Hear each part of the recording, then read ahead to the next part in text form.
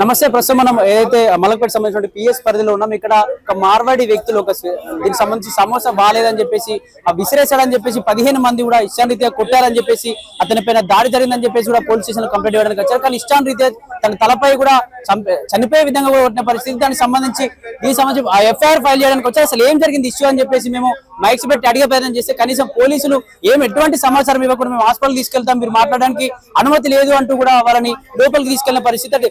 దీనికి సంబంధించి ఎస్ఐసిఐ కావచ్చు, వీళ్ళే డైరెక్ట్ అక్కడికి వచ్చి బాధితుని లోపలికి తీసుకెళ్ళడం ఎందుకు అర్థం కాని పరిస్థితి. మరి వీళ్ళు దెబ్బలు కొట్టిన వాళ్ళకి సపోర్ట్ చేస్తారా లేకపోతే బాధితుని సపోర్ట్ చేస్తారా అర్థం కాని పరిస్థితి. అసలు ఏం జరిగింది, దీనికి సంబంధించి పోలీసు ఎందుకు వ్యవహరిస్తున్నారని చెప్పేసి పూర్తి విషయాలు మాట్లాడదాం. ఒక అన్నం అంతా ఉన్నాడు.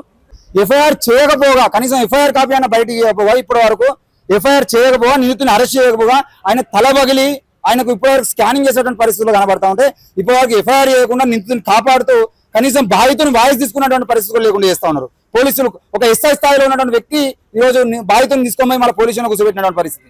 నిన్న రాత్రి కేసు పెట్టకముందు ఏం పెట్టకముందు మీరు పోయి కనీసం పోలీసు వాళ్ళు దగ్గరుండి ఇన్నోవాళ్ళు ఎక్కించుకొని పోయి ఆయనకు హెల్త్ చెకప్ చేయించుకొని తీసుకురావాల్సిన పరిస్థితిలో అలాంటిది ఏమీ లేకుండా బయటికి పంపిస్తే ఆయన పోయి డాక్టర్ని కలిసేదంటే పొద్దుగాల రమ్మంటే సిటీ స్కాన్ చేసుకోమంటే సిటీ స్కాన్ చేసుకొని ఆయన రిపోర్ట్లు తీసుకొని వచ్చేదంటే ఎఫ్ఐఆర్ చేసే పరిస్థితి కనబడుతుంది. ఇదేనా?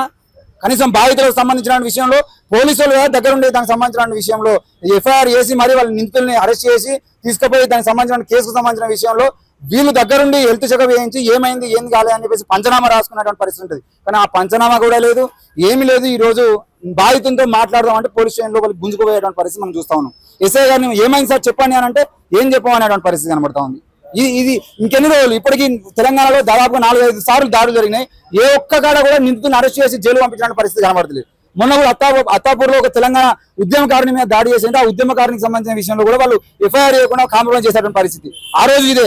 కనీసం ఏమైంది సార్, ఏం జరుగుతుందని చెప్పేసి పోలీసులు బయటకు వచ్చి మాట్లాడరు, వాళ్ళు కనీసం ప్రెస్ మీట్ పెట్టరు. ఈ నిధులకు సంబంధించిన విషయంలో 24 గంటల జరిగిన ఇప్పటివరకు అరెస్ట్ చేయరు, వాళ్ళని కనీసం పిలిపియరు, ఈరోజు బాధితులతో మాట్లాడియరు. మరి తెలంగాణలో ప్రజాప్రభుత్వం అని చెప్తున్నాడు రేవంత్ రెడ్డి గారు. ఎందుకు మార్వాడికి సంబంధించిన కేసులు వచ్చినప్పుడు ప్రతిసారి పోలీసులను అడ్డుగా పెట్టి దాన్ని ఆపేయడం ప్రయత్నం చేస్తున్నా అనే విషయాన్ని మనం తెలుసుకోవాల్సింది. బాధితుల్ని ఇంకెన్ని గంటలు పోలీస్ స్టేషన్లో కూర్చోబెడతారు, ఎన్నిసార్లు ఈ పోలీస్ స్టేషన్ల వరకే పరిమితం కావాల్సి వస్తుంది అనే విషయాన్ని కూడా మనం ఆలోచించాలి. ఎఫ్ఐఆర్ నమోదు చేసి నిందితులను అరెస్ట్ చేయకపోతే పోలీసుల దగ్గర నుండి కాంప్రమైజ్ చేస్తున్నటువంటి పరిస్థితులు తెలంగాణ కనబడుతూ ఉన్నాయి. మరి దీని మీద వెంటనే డీజీపీ గారు స్పందించాలి, ముఖ్యమంత్రి గారు స్పందించాలి. ఇలాగే మీరు మార్వాడీలకు వాళ్ళకు వత్తాసు పలుకుతూ తెలంగాణ బిడ్డల మీద దాడులు చేస్తా ఉంటే ఆ బాధితులను లోపల కూర్చోబెట్టుకుని నిందితులు మాత్రం మీరు వదిలేసేటువంటి పరిస్థితి కనబడతా ఉంది అనిపించి మేము అడుగుతా ఉన్నాం. మరి మీరు కూడా ఆల్రెడీ చెప్పారు మీ స్టాండ్ ఏందనేది, మీ మార్వాడీలకి మద్దతు అన్నట్టు మాట్లాడారు. మరి ఈ రోజు బాధితులకు మద్దతు ఎవరుంటారు అని చెప్పేసి మేము ప్రశ్నిస్తా ఉన్నాం. ఏది ఏమైనా బాధితునికి సంబంధించిన విషయంలో పోలీసులు వెంటనే ప్రెస్ మీట్ పెట్టాల్సిన అవసరం ఉంది. ఇప్పటి వరకు కనీసం ఉదయం నుండి 24 గంటలు అవుతుంది ఆయన మీద దాడి జరిగి. 24 గంటలు అయితే ఉంటే ఇప్పటి వరకు కనీసం వాళ్ళు తీసుకోపోక ఆయన పోలీస్ స్టేషన్ నుండి ఆయన వెంటనే పోయి హాస్పిటల్ చూయించుకొని హాస్పిటల్ నుండి రిపోర్ట్లు వరకు వచ్చిన తర్వాత మళ్ళా హెల్త్ చెకప్ పెరిగిన పోలీసులు మళ్ళీ తీసుకుపోతా ఉన్నారు. ఇది పరిస్థితి. సిటీ స్కాన్ చేసుకుని వచ్చిన వ్యక్తికి ఎఫ్ఐఆర్ చేయమంటే ఎఫ్ఐఆర్ చేయకుండా అన్న మీకు ఇప్పుడు రిపోర్ట్ రాలేదు, ఎఫ్ఐఆర్ చేసిరు అన్న కనీసం ఎక్కడ తీసుకోపోతారు బాధితుని కాంప్రమైజ్ చేయడానికి చెప్పండి కదా. ఏ హాస్పిటల్ చెప్పండి సార్, ఏ హాస్పిటల్ తీసుకోపోతారు ఆయన?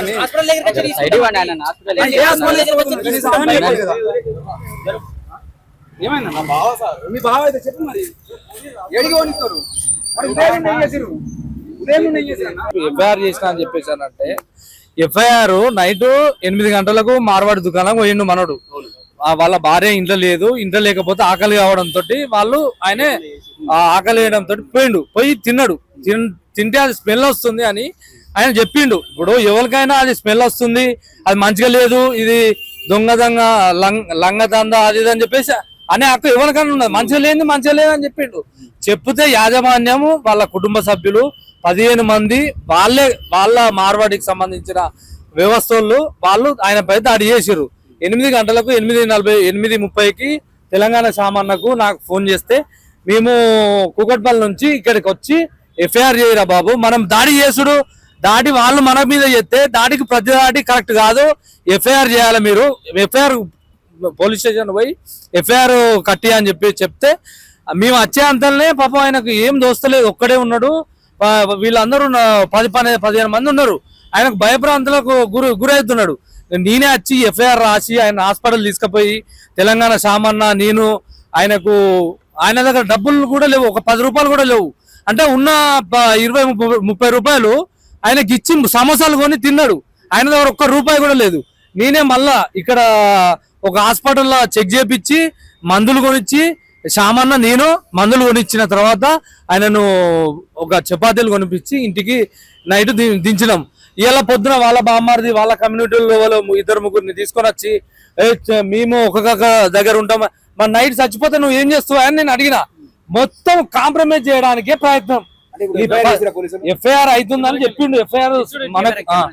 ఎఫ్ఐఆర్ చేద్దామనే చెప్పిండు మనోడు. ఎఫ్ఐఆర్ చేద్దా అంటే మనకు నిన్న మనకు హాస్పిటల్ ఏంటంటే సిటీ స్కాన్ రాసిర్రు. సిటీ స్కాన్ మనం ఉస్మానియా పోవాలి కాబట్టి పొద్దున్న నుంచి ఆయన ఎక్కడో ఉంచి ఇప్పుడు పంపిస్తారు ఉస్మానియాకు. ఇంకా ఎఫ్ఐఆర్ కట్టలే, వాళ్ళ మీద ఎలాంటి చర్యలు తీసుకోలే. ఈ పూర్తి బాధ్యత ప్రభుత్వం చేస్తుందా లేకపోతే మార్వాడీలకు ఎవరు ఈ పద్ధతి ఇదే నడుస్తుంది. ఇప్పుడు ఏందనంటే ఎవరు స్పందిస్తలేరు బ్రదర్. తెలంగాణ ప్రజలు ఎవరికి ఓటేయాలి, మీరు ఎవరికి ఓటేయాలి అనేది ఇప్పుడు నిర్ణయించుకోవాలి ఖచ్చితంగా.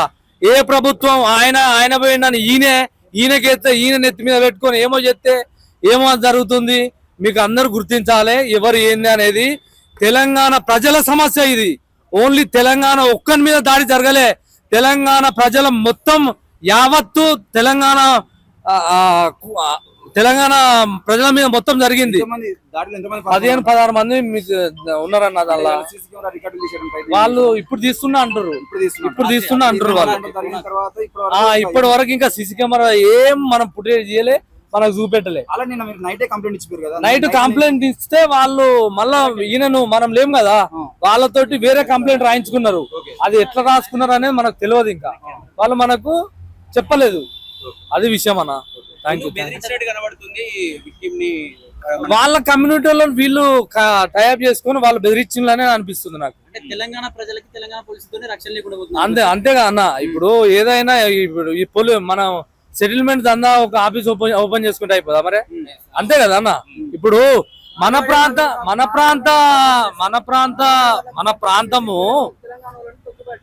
ప్రాంతం వాళ్ళను మనం ప్రొటెక్ట్ చేసుకోకపోతే ఇంకెవడు ప్రొటెక్ట్ చేస్తాడన్నా?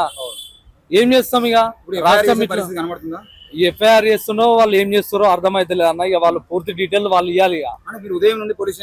ఇక్కడనే ఉన్నాయి. అదే ఎఫ్ఐఆర్ చేస్తున్నాం, మన ఉస్మానియాకు పంపిస్తున్నాం అది ఇది అని చెప్పేసి వాళ్ళ కుల నాయకులు అత్తుళ్ళు ఎవరెవరు అత్తుర్రు, మనల్ని ఇట్లా చూస్తున్నారు అట్లా చూస్తున్నారు, మీరు ఎంతమంది అన్నారా అని. ఇప్పుడు మనము ఇంత జరుగుతున్నా గానీ దాడులు ఎందుకు దక్కుతలేవు? మార్వాడీలో దాడులు మాత్రం ఎందుకు దక్కుతలేరు?